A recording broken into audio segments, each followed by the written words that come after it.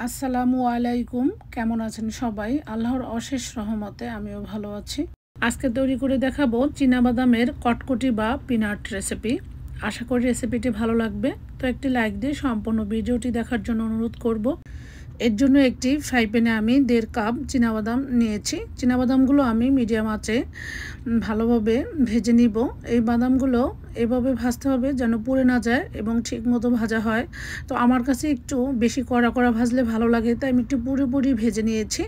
তো এরপরে একটি প্লেটে ঢেলে আমি একটি শুকনো কাপড় দিয়ে মানে চাপ দিয়েই উপরের স্কিনটা খুব সহজে ফেলে দিয়েছি অফ স্কিনে।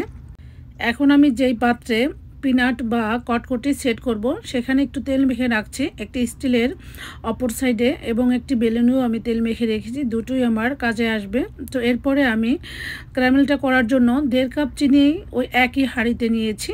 নিয়ে আমি ভালোভাবে ক্যারামেলটা করে নিচ্ছি। চুলার আঁচ মিডিয়ামে রেখেই কিন্তু ক্যারামেলটা করতে হবে, তা না হলে ক্যারামেলটা পুড়ে যেতে পারে, আর পুড়ে গেলে পিনাটটা কিন্তু একদমই খেতে ভালো লাগবে না, তিতা লাগবে। এই তো দেখতে পাচ্ছেন আমার ক্যারামেলটা একদম রেডি, সুন্দর একটি কালারের পরিণত হয়েছে। এরপরে ওই যে আগে থেকে যে আমি বাদামগুলো পরিষ্কার করে রেখেছি সেগুলো দিয়ে দিয়েছি। তো এখন কাজগুলো একদম দ্রুত করতে হবে, কারণ এটা খুব তাড়াতাড়ি জমে যায়। এই তো আমি বাদামগুলো দিয়ে 1 মিনিটের মতো উল্টে পাল্টে নেড়ে চেড়ে বাদামের গায়ে ক্যারামেলটা খুব ভালোভাবে মিক্স করে নিচ্ছি। দেখতে পাচ্ছেন আমি কিভাবে মিক্স করে নিচ্ছি।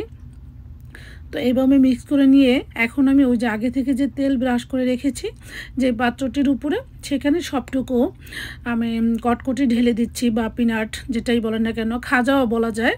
এটা খেতে যে এত মজা সেটা সেই ছোটোবেলায় অনুভব করেছি, তবে কখনো এভাবে তৈরি করে খাওয়া হয়নি। তো আজকে ফার্স্ট টাইম তৈরি করেছি, সত্যি অনেক বেশি মজার ছিল। আমার বাচ্চারা তো এটার পুরো ফ্যান। তো এরপর আমি খুব দ্রুত স্প্যাচুলার সাহায্যে সেট করে নিয়েছি, এবং ওই যে তেল মাখা বেলুনটা দিয়ে আমি একটু স্প্রেড করে দিচ্ছি, এতে করে সব কিছু সমানভাবে স্প্রেড হবে।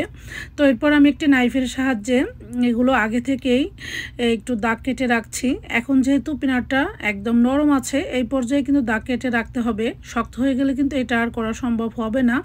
তো আমি কিন্তু নাইফে একটু তেল মাখিয়ে নিয়েছি। তো এরপরে আমি এগুলো তুলে নিচ্ছি। তো এটা এইভাবেই আমি সবগুলো তুলে নিব। সত্যি অনেক বেশি মজার ছিল। তো আজকের ভিডিও এই পর্যন্তই। সবাই ভালো থাকবেন। আল্লাহ হাফেজ।